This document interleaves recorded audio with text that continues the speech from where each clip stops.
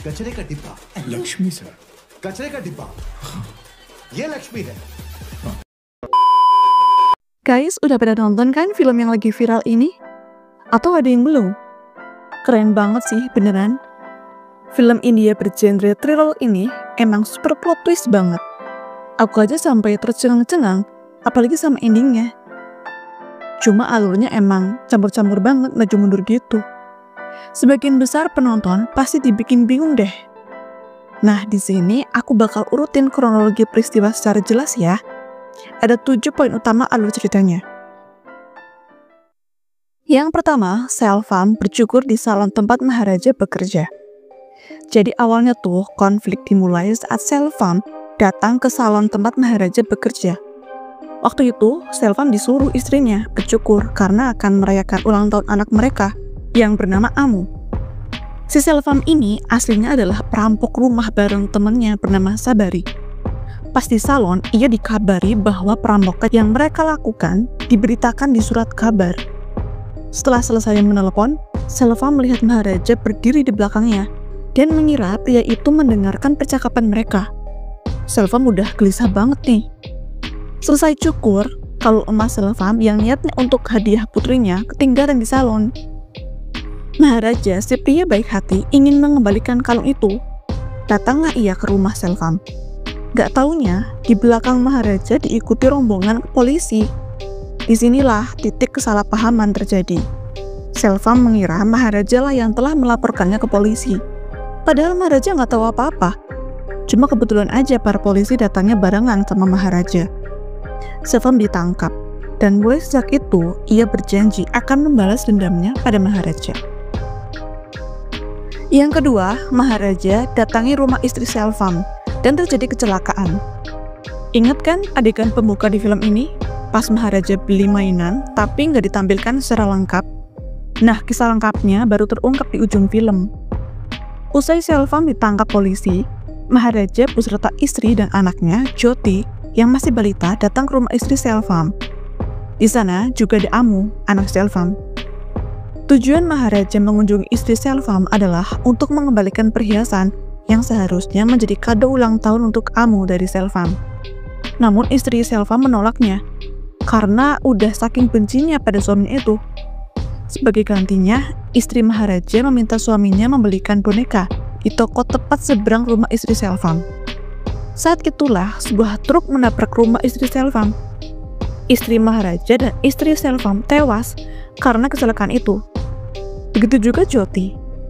Hanya Amu yang selamat karena tertutupi oleh tong sampah besi alias Laksmi yang terjatuh. Amu akhirnya dirawat oleh Maharaja, tapi ia tetap memakaikan nama anaknya sendiri yaitu Jyoti. Yang ketiga, Selvam balas dendam ke Maharaja dengan mendatangi rumahnya.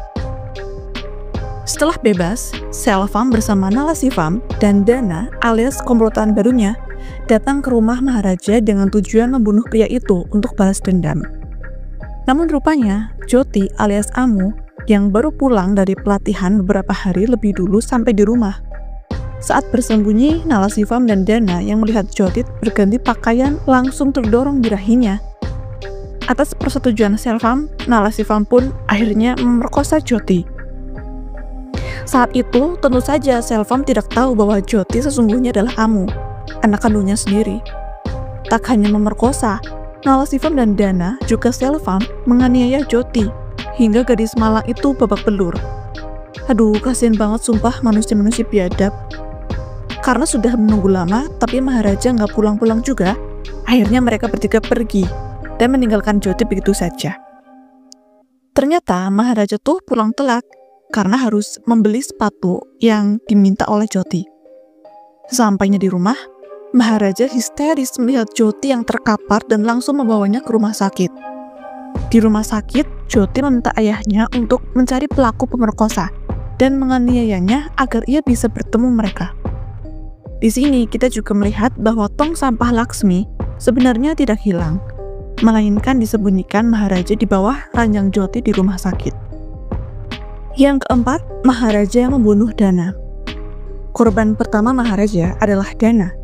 Dana adalah mantan napi yang baru keluar dari penjara dan bekerja di bengkel. Di tempat kerjanya itu, Dana mencuri kacamata milik anggota dewan. Ia juga mengendarai mobil milik anggota dewan itu yang dipakainya untuk menuju ke rumah Maharaja bersama Selvam dan Nalasyifam. Maharaja yang berada di sebuah bar melihat perkelahian antara sang anggota dewan dan Dana. Ia juga mencuri dengar tentang mobil yang dipakai Dana tersebut. Perlu diingat, Maharaja bisa sampai ke bar karena ia berhasil melacak nomor mobil anggota dewan yang ternyata dipakai oleh Dana. Dari sini setelah Dana menghajar anggota dewan, Maharaja mengikuti Dana. Terjadi perkelahian di antara mereka, dan akhirnya Dana mati dengan kepala terpenggal. Sebelum mati, Dana didesak Maharaja untuk menyebutkan 2 orang lainnya yang masuk ke rumahnya. Dana lalu mengatakan bahwa salah satu orangnya ada di kantor polisi di daerah tempat tinggal Maharaja. Nomor 5. Maharaja merekayasa kasus perampokan.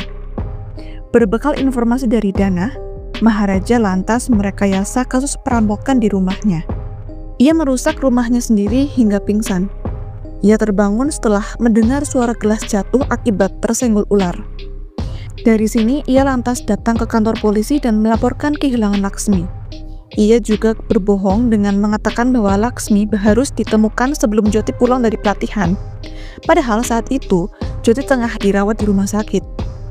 Selain itu, tujuan Maharaja melapor sebenarnya adalah untuk mencari orang di kantor polisi, seperti yang dimaksud oleh Dana. Banyak kan adegan Maharaja meraba-raba punggung para polisi? Itu karena informasi langsung dari Jyoti bahwa katanya pelaku ada yang memiliki telinga di punggungnya. Pelakunya adalah jelas Nalasyifam, sosok yang dekat dengan polisi karena ia kerap jadi pelaku fiktif kejahatan. Tugasnya selama ini adalah membantu polisi untuk pura-pura menjadi pelaku atas kasus kriminal nyata.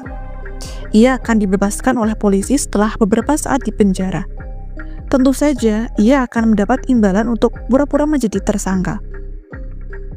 Yang keenam, polisi merekayasa pelaku. Nalasyifam dibunuh Maharaja. Demi menuntaskan kasus aduan Maharaja yang telah menyuap polisi hingga 700.000 rupiah, Inspektur S. Faradarajan memerintahkan anak buahnya untuk membuat Laksmi tiruan. Rencananya, setelah Laksmi palsu selesai dibuat, ia akan mencari pelaku palsu yang mau berkorban demi imbalan sejumlah uang. Namun karena disuruh mengaku sebagai pencuri tong sampah, tak ada pencuri bohongan yang mau membantu. Pada akhirnya Nalasyifam bersedia karena tergiur bayaran 50.000 rupiah atau 9,2 juta. Tanpa mengetahui bahwa korbannya adalah Maharaja, ayah yang anaknya ia perkosa. Saat melakukan kronologi ulang perampokan di rumah Maharaja, Nalasyifam tercampur-campur antara hal yang harus diingatnya atas perintah polisi dengan hal yang benar-benar terjadi saat ia menyiksa dan memerkosa Jyoti. Dari sini, Maharaja yakin bahwa Nalasyifam adalah pelakunya. Polisi lantas membiarkan Maharaja membunuh Nalasyifam. Di sini, polisi juga sebenarnya sudah tahu bahwa Maharaja sebenarnya mencari pelaku pemerkosa Jyoti, bukan mencari tong sampah Laksmi. Keren banget sih aksi polisinya. Di balik tindakan korupnya, ternyata mereka juga berpikir keras membantu mengungkap kasus Maharaja yang sebenarnya. Hingga pelaku tertangkap, terutama inspektur sih, keren.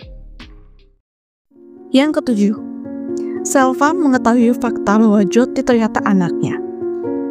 Pada babak akhir cerita, Maharaja mengincar Selvam sebagai dalang kejahatan penganiayaan terhadap Jyoti. Selvam mengaku bahwa ia dendam pada Maharaja karena menganggap dirinya diadukan ke polisi oleh Maharaja. Sesuai janjinya, Maharaja mempersilahkan Jyoti bertemu dengan pelaku kejahatan. Jyoti mengatakan pada Selvam bahwa ia tak akan terpuruk oleh kejahatan yang Selvam lakukan. Ia pun membiarkan Selvam hidup. Saat Jyoti berbalik, Selvam menyadari bahwa Jyoti memiliki luka di bagian bawah bahunya. Ini adalah tanda yang jelas bahwa Jyoti sebenarnya adalah Amu, anak kandungnya. Menyadari fakta ini, Selvam langsung histeris. Sakit sekali hatinya. Dan ia sangat-sangat menyesal karena telah menyiksa anak kandungnya sendiri. Akhirnya, kepedihan yang dirasakan membuat Selvam terjatuh dan mati. Gimana guys? Keren banget kan filmnya? Jenius banget pola ceritanya. Alur cerita yang ruwet dan acak-acakan justru membuat film ini jadi bagus banget. Keren banget deh.